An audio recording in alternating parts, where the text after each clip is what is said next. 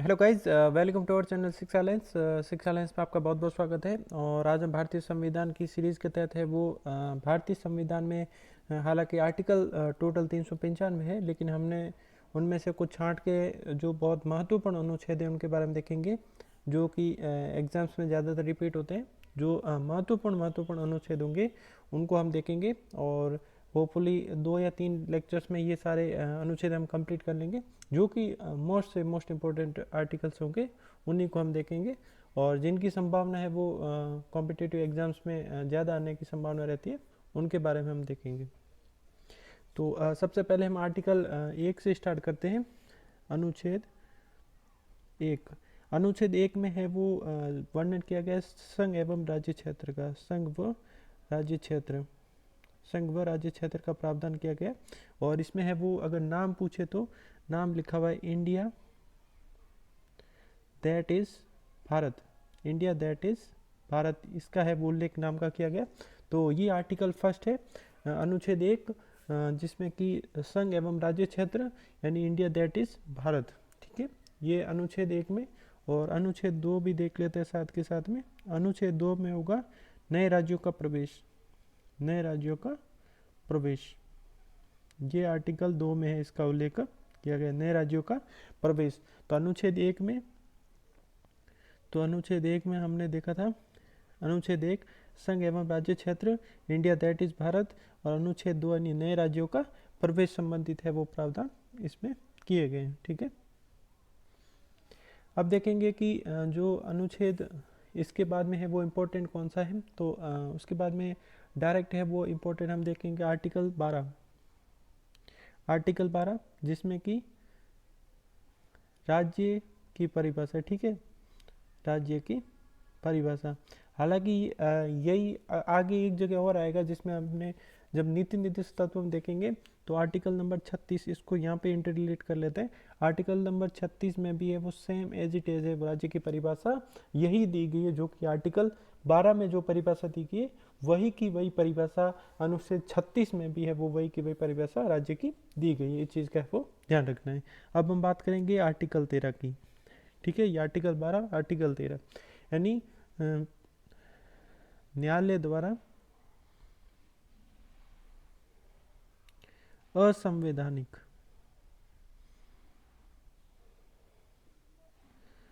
कानून को शून्य करना। ठीक है, मान लो पार्लियामेंट ने कोई ऐसा कानून बना दिया हो जो कि जिससे संविधान का हनन हो रहा हो या वो असंवैधानिक हो, तो उससे संबंधित है कानून है वो अपने आप शून्य घोषित हो जाएगा, क्योंकि न्यायालय को है वो संरक्षण है वो संविधान संरक्षण और बेसिकली मूल अधिकारों के संरक्षण के लिए है वो ये अधिकार प्राप्त है कि कोई ऐसा न्यायालय जो राज्य है वो ऐसी कोई भी विधि नहीं बनाए जिससे जो असंवैधानिक हो। अगर वो विधि असंवैधानिक है तो वो शून्य घोषित कर दी जाएगी। ठीक है, ये आर्टिकल 13 के तहत है वो उल्लेख किया गया है। अब हम देखते हैं आर्टिकल 14। आर्टिकल 14 इसमें होगा विधि के समक्ष समानता। ठीक है, विधि के समक्ष समानता यानी कानून के सामने सब समान, विधि के समक्ष समानता। ठीक है, ये आर्टिकल 14 में दिया गया। ठीक है, और 15 में हमें पता ही है धर्म, मूल, वन, जाति, लिंग, जन्म स्थान के आधार पर है कोई भेदभाव नहीं किया जाएगा। और 16 में है लोक नियोजन अवसर समानता। और 17 हम देखते हैं अस्पष्टता का अंत। इसको भी है वो अच्छे से ध्यान रखना है, अस्पष्टता का अंत। और 18वां है वो बेसिकली इम्पोर्टेंट इसलिए है कि उपाधियों का अंत। उपाधियों का अंत, ये है वो आर्टिकल 18 में दिया गया। और 19 वाक व अभिव्यक्ति की स्वतंत्रता। वाक व अभिव्यक्ति की स्वतंत्रता, ये आर्टिकल 19 में इसका उल्लेख किया गया है। तो आर्टिकल 14 विधि के समक्ष समानता, 17 अस्पष्टता का अंत, 18 उपाधियों का अंत, 19 वाक एवं अभिव्यक्ति की स्वतंत्रता, इसके बारे में है वो आर्टिकल ये 19 में दिया गया। और उसके बाद हम देखते हैं आर्टिकल 21। ठीक है, तो ये हो जाएगा इसको बेसिकली राइट टू लाइफ। ठीक है, प्राण और देह स्वतंत्रता भी बोल सकते हैं, प्राण एवं देह स्वतंत्रता, ये आर्टिकल 21 में। और एक ये चीज़ भी ध्यान रखना है 21 का ये शिक्षा संबंधित प्रावधान इस चीज़ का भी है वो ध्यान में रखना है। और अगर इसको पूछा जाए कब जोड़ा गया, ये हालांकि 6 से 14 साल के बच्चों के लिए वो शिक्षा संबंधी प्रावधान है, 86 अमेंडमेंट हुआ था 2002 में, इसके तहत है उसको जोड़ा गया। और ये भी ध्यान रखना कि मूल कर्तव्य था 11वां मूल कर्तव्य, वो भी है शिक्षा संबंधी था, वो भी है वो 86 अमेंडमेंट 2002 के तहत जोड़ा गया है। ठीक है, उसके बाद देखते हैं कि जो शोषण के विरुद्ध अधिकार है, जिसमें आर्टिकल 23-24 आते हैं। और उसके बाद में देखेंगे आर्टिकल 25, धर्म और आचरण करने की स्वतंत्रता, धर्म व आचरण की स्वतंत्रता, धर्म व आचरण की स्वतंत्रता या अंतःकरण की स्वतंत्रता, ये सारे इसी के तहत आ जाएंगे। और बाकी सारे इतने इम्पोर्टेंट आगे वाले हैं नहीं। तो उसके बाद में है वो अल्पसंख्यक वर्ग हितों का, लेकिन आर्टिकल नंबर 30 है उसका है वो ध्यान रखना है, शिक्षण संस्थाओं की स्थापना, शिक्षण संस्थाओं की, ठीक है, शिक्षण संस्थाओं की स्थापना।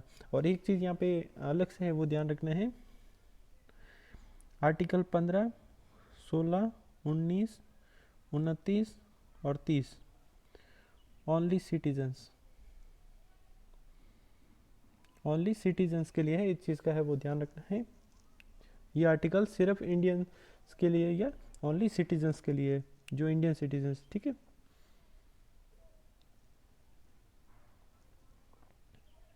उसके बाद में बात की जाए तो जो आर्टिकल 31 था इसको हटा दिया गया। और आर्टिकल 32 संविधान की आत्मा, संविधान की आत्मा किसने कहा था, अंबेडकर, ठीक है, संविधान की आत्मा अंबेडकर। और इसका है वो संवैधानिक उपचारों का अधिकार, और संवैधानिक उपचारों के अधिकारों, संवैधानिक उपचारों का अधिकार, और इसके तहत है वो आर्टिकल 32 के तहत। और सुप्रीम कोर्ट है उसके तहत है रिट भी जारी कर सकती है, और सुप्रीम कोर्ट द्वारा रिटें जारी करना।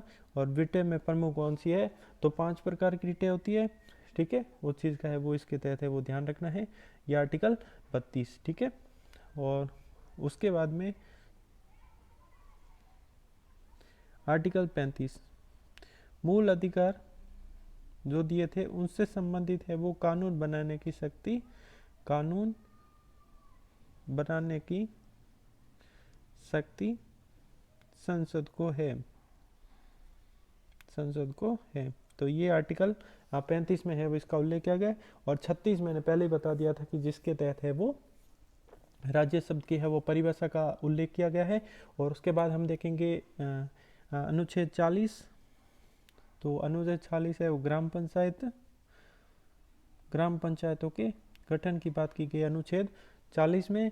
उसके बाद देखेंगे 44, ये यूनिफॉर्म सिविल कोड यानी समान नागरिक संहिता, ये अनुच्छेद 44 में इसका उल्लेख किया गया है। और अनुच्छेद 45, और इसका उल्लेख है वो जिसमें कि 0 से 6 वर्ष के बच्चों के देखभाल और शिक्षा से संबंधित प्रावधान, इसको भी 86 अमेंडमेंट 2002 में जोड़ा गया। और इसका भी ध्यान रखना है कि एक तो 21A में भी शिक्षा संबंधी प्रावधान आएगा, और आगे मूल कर्तव्यों में भी शिक्षा से संबंधित है वो प्रावधान आएगा, इस चीज़ का भी है वो ध्यान रखना है। यह अनुच्छेद 45।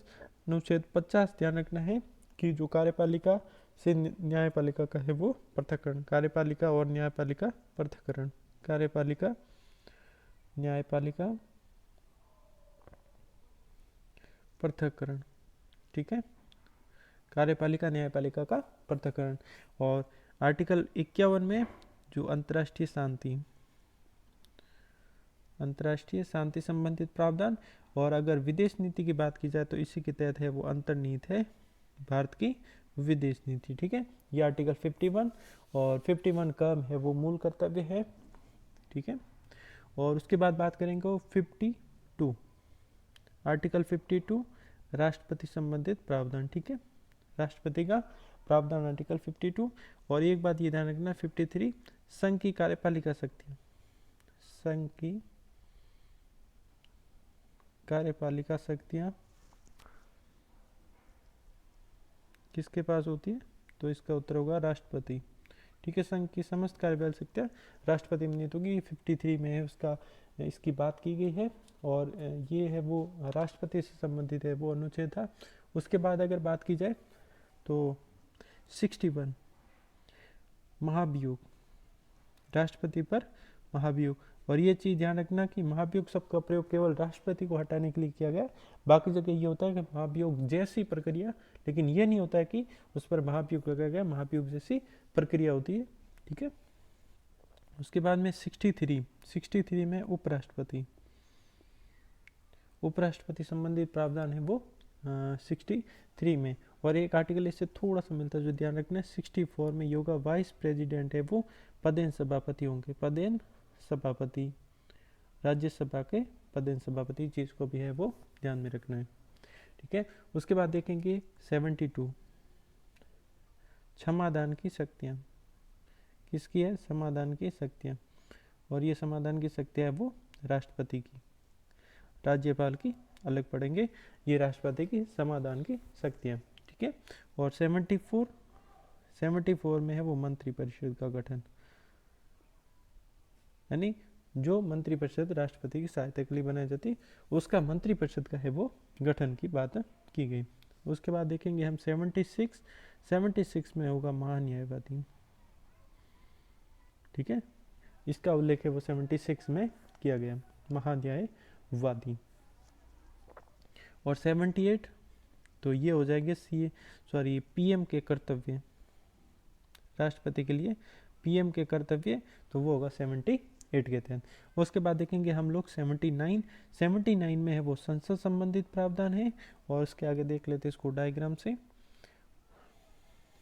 79 और 79 में भी दो पार्ट, 80 और 81, इसमें राज्यसभा, इसमें लोकसभा। ठीक है। पहले राज्यसभा का था फिर लोकसभा, और यही स्टेट में भी यही प्रावधान है। लेकिन यहाँ पे ध्यान रखना है कि गलती से कहीं लोकसभा को पहले आर्टिकल 80 में मत कर देना। आर्टिकल 80 में है राज्यसभा और आर्टिकल 81 में है वो लोकसभा का है वो गठन किया गया। ठीक है। उसके बाद देखेंगे 85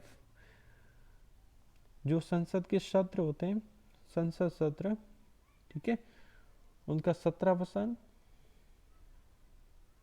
और विघटन, ये आर्टिकल 85 के तहत आते हैं। और एक चीज़ यहाँ पे मैं क्लियरिफाई कर देता हूँ कि जो 17वां और विघटन होता है वो तो राष्ट्रपति द्वारा किया जाता है, लेकिन जो स्थगन होता है वो स्पीकर द्वारा किया जाता है। ये चीज़ का है ध्यान रखना, जो स्थगन होता है वो स्पीकर द्वारा है वो किया जाता है। अब देखते हैं कि जो आर्टिकल 87 में होता है विशेष अभिभाषण, राष्ट्रपति का जो भाषण होता है उसके तहत है वो विशेष अभिभाषण, ये आता है आर्टिकल 87 के तहत। ठीक है। आर्टिकल 87 के तहत विशेष अभिभाषण। ठीक है। और उसके बाद देखेंगे हम जो कुछ प्रमुख और आर्टिकल कौन कौन से इससे संबंधित, तो 98 देखेंगे, 98 संसद सचिवालय, संसद सचिवालय।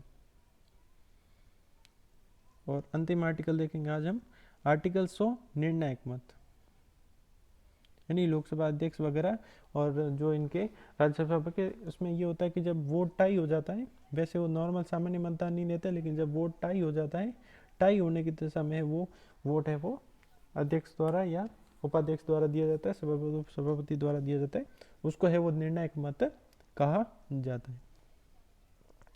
Please do like share subscribe और यूट्यूब चैनल सिक्स अलायंस। और आप हमें इंस्टाग्राम पे फॉलो कर सकते हैं, फेसबुक पेज पे फॉलो कर सकते हैं और टेलीग्राम पे फॉलो कर सकते हैं। Thank you for watching.